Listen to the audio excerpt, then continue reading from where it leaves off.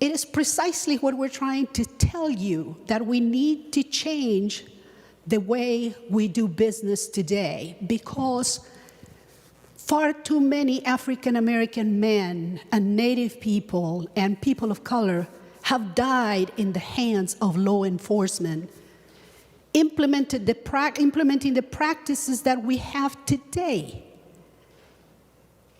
That is what we are trying to do, and this is what we're trying to tell you, that these practices actually need to change. As a matter of fact, we recognize, and in the hearings in the House, many law enforcement officers came to tell us that they do want to change these practices. They also want to change these practices, and we have many law enforcement officers that want to move in this direction.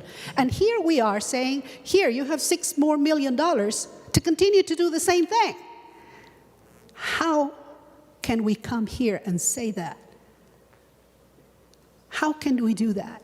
So what we're trying to say right now is that these practices, these best practices that are defined in here, for which you are providing more funding for, simply do not work.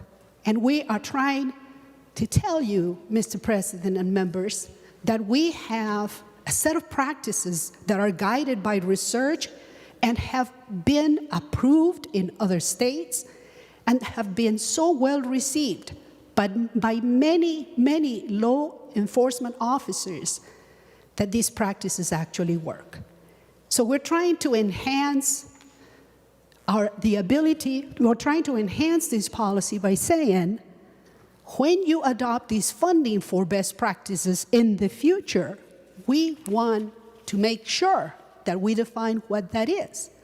And that is to encourage restorative justice programs, administer grants to promote co-responder models, that we strengthen connections between community members and local enforcement agencies. I mean, this is the core essential change that we want to provide here, Mr. President and members. So we're asking for your support precisely to do that. And this is an opportunity that you should take.